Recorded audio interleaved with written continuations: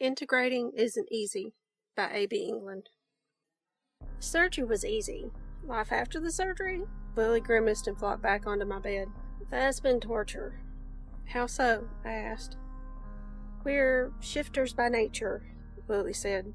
Her expression looked uncomfortable and a bit confused. She started to say something else a few times, but she just kept grimacing and making a few frustrated noises. Whatever it was, I had a sense would be difficult for me to understand, so I stayed quiet and waited for her to figure out how she wanted to explain it. Sighing in frustration, Lily pushed herself back into a sitting position and ran a hand through her hair. Variations in color and pattern, changing size and shape, shifts in texture, all factor into our communication, Lily explained. We even have several digits and limbs more or less removed. Really? I winced at the squeak of my voice and I didn't know where to look. All of a sudden, I was imagining Lily with 6 arms and 4 legs, all with a bunch more fingers and toes than normal. The mental image had the same blue hair she'd had that first day and purple skin with green polka dots. I was a little freaked. I mean, who wouldn't be? But Lil's is a great person, and I didn't want to make her feel weird. I tried to hide the fact I was having trouble processing this information. Oh, you poor dear, Penelope murmured. My cousin from a different century reached out to Lily.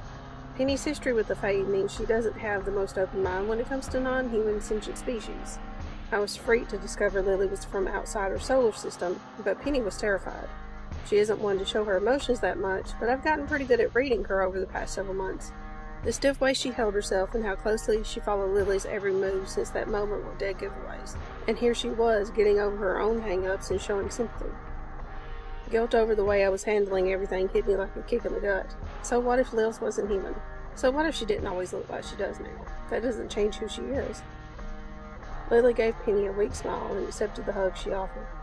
Communicating after the surgeries is like...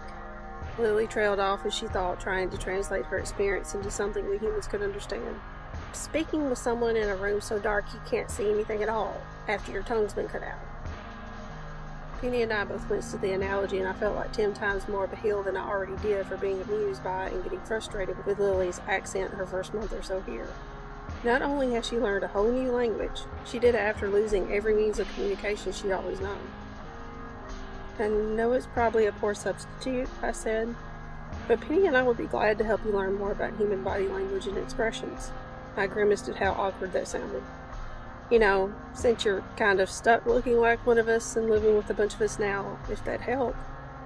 A strange expression crossed Lily's face. If she were human, I think she was tearing up. She smiled. It looked wobbly, but it also looked genuine. More than you know. If you enjoyed today's story and would like to see some more stories or articles or find out about my books, you can find more information at abengland.com. Thank you for watching. Please like, share, and subscribe.